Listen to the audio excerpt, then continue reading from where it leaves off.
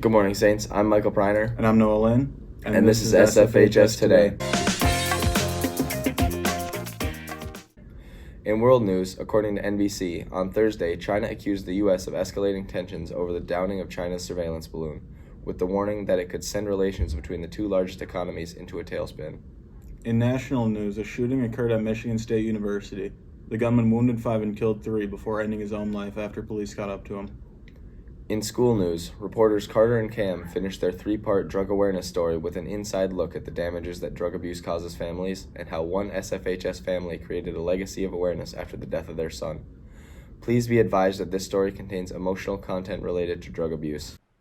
Over the last 4 weeks, we've been covering issues with drugs at St. Francis.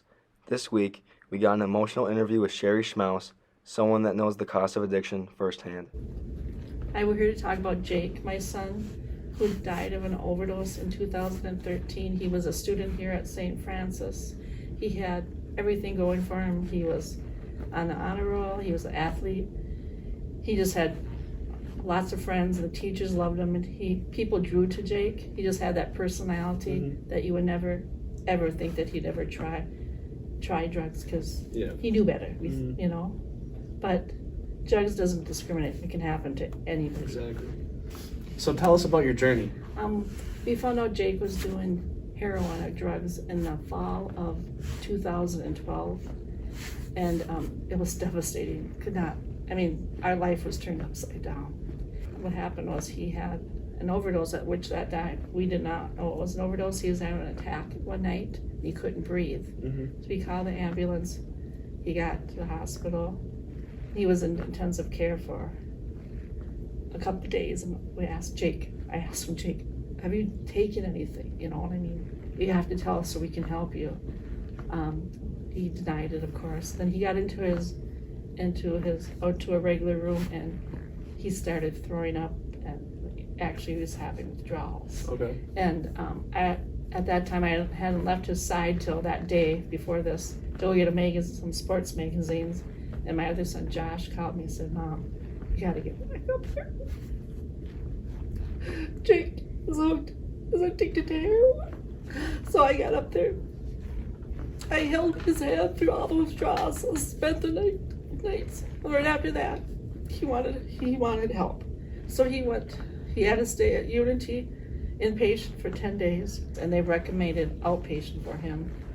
So I remember when I brought him home before he was going to outpatient the next day, to a sober home, he just told me how scared he was. Outpatient was not a good thing for him. He got involved with some kids there again, and he got kicked out basically and stuff. So he came home for a little while, and then he really wanted to get clean. We didn't think it was a good atmosphere to be where he's at. So he went and lived with a friend of his, Oak Grove. He lived there for probably 3 or 4 months and was doing really well. I'd go out and see him all the time, and he really wanted to come home. So he got a job out here, and he came home, and he was doing very well for like 3 months.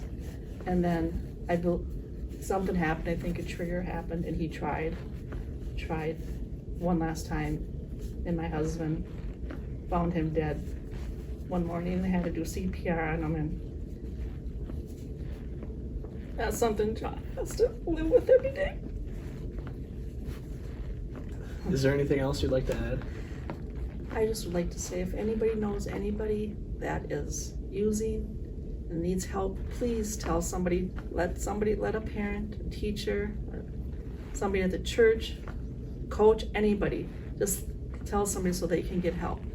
I think that's a good thing to do. You know, you'd rather have your friend be in trouble than not be here anymore. Exactly. That's happening to way too many kids. We need to stop this. We need to stop the cycle. Yep. Jake had plans for his life. He had been accepted to the Minneapolis Community and Technical College to work on a degree in computer software and graphic design. In May of 2013, just months after his family learned of his addiction, Jake lost the fight to substance abuse. Thank you for sharing Jake's story. It is so important to bring the issue of addiction into the light. In other district news, the office professionals are in contract negotiations with the district, according to school board negotiator Mike Starr. Both sides had only met twice as of last week. Brooke McDaniel and Michaela Rothbauer got more information. An OP is an office professional in St. Francis area schools. The nice part about OPs that I think is really amazing is they're like everywhere, and sometimes it can feel like nowhere at the same time because they're taking care of everything.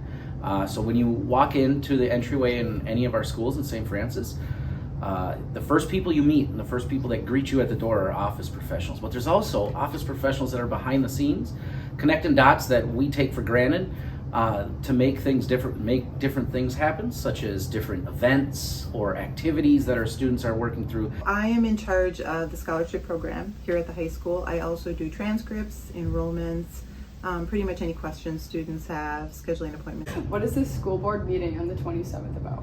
Our office professionals are planning on attending the school board meeting on the 27th as a way to continue to show support for getting their contract settled and to continue a conversation around what is the best way to recruit and retain the best office professionals in the area. We are pretty much the lowest paid office professionals in any school districts that are surrounding us. So what we're looking for from our district office and from our school board is fairness.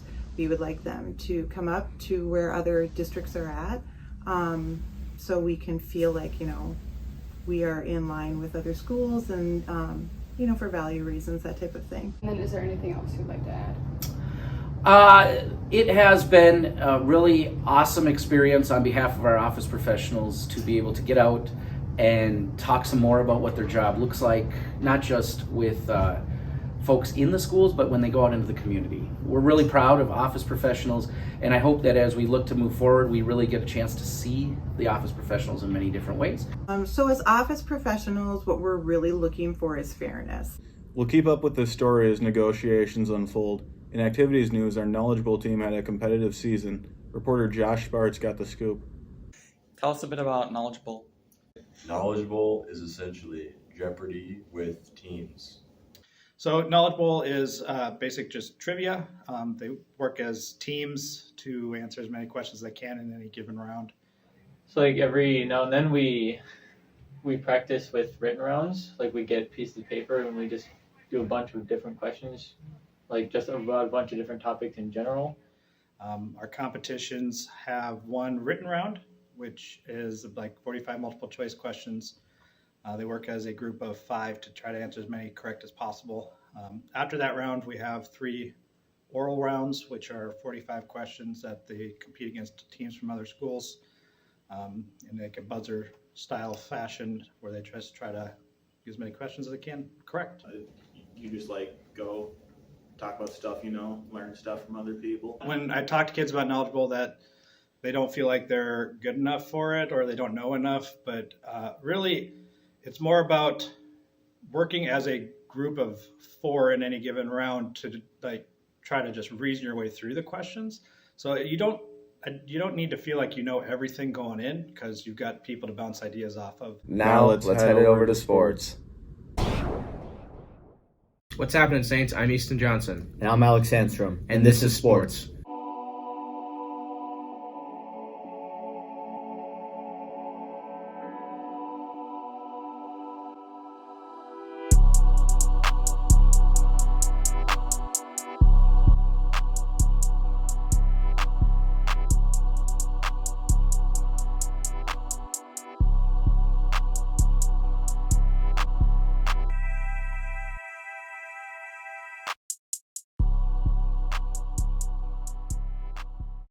Retired NBA superstar Michael Jordan makes a record-breaking $10 million donation to the Make-A-Wish Foundation for his 60th birthday. In school sports news, the dance team ended their season 2 weeks ago. We had reporters Hunter Jensen and Big Al, who happens to be right next to me, go out and get some info on how the season went overall. How many years have you been dancing? I've been dancing for 15 years. What is your favorite memory from dance? My favorite memory was going to state with the team and getting to see all the other dancers compete on all their teams. That was a really fun time. How did the season go? The season went really well. We did pretty well. Not as well as we wanted to, but it went great. How many years have you been dancing? I've been dancing for 14 years. What is your favorite dance memory? My favorite dance memory is probably going to state in jazz and kick. How did your season go? We did pretty good. We got 7th in both jazz and kick at sections. Also in school sports news, the basketball team had their senior night last Tuesday. Reporters Hunter, Brooke, and Michaela went out to get some news on the current senior players. What do Callie and Maddie bring to the table? Callie and Maddie always bring a positive attitude every day. Maddie and Callie have been captains for this last year for our varsity team, and their dedication to our program has been outstanding throughout their whole high school career. The girls really look up to them, and they work really hard on the court, and the girls can always count on them to be there for them. What are you going to miss the most about the seniors? We're going to really miss the energy that they bring to the team. What are you going to miss most about high school basketball? Definitely the people. Yeah, the friendships and memories. The girls play tonight against Big Lake, at Big Lake, and Friday against Becker at home. The gymnastics team competed in sections last Friday. We had a reporter, Taylor Wilson, go talk to some of the girls on how they are preparing and what goes into setting up the equipment. For sections week, we usually dress up during the week at practice. We do different themes each day, and usually it's just the section team that practices section. We do a lot of goal setting. We've been doing personal goals and team goals, and throughout the entire week we just work on those and make sure we review them to make sure we're fully prepared. How has this season gone for you? Personally, it has gone pretty good. This has been my best season so far, and for our team it's been also very good. I've actually had a really good season, more so on beam and bars. Those two are my top events, but I've been getting a lot of skills on all the events, and I feel like I've been doing pretty well. What does the setup process look like for hosting sections? So for sections, we set it up in the main gym. By ourselves, it would take a long time, but thankfully we get volunteers from football, and we get the strength guys to help us out, just so we can get it up in time for a lot of setup. We need a lot of people for it, but it does take gymnasts or people that know about gymnastics to be able to set up the equipment. It takes quite a long time, but when we all work together, it works best. How are you feeling competing sections as a senior? It's definitely bittersweet.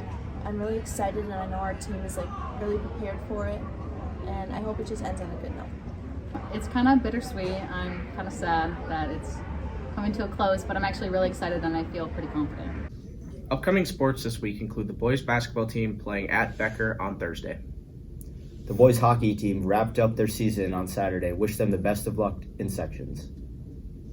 The wrestling squad had team sections last Thursday, beating Big Lake 51-18. They wrestled Friday against Annandale and Becker. This week they compete for individual sections on Friday and Saturday at Becker. That's all we have this week. Now back to Maine. That's all we have for you this week. Stay safe, Saints.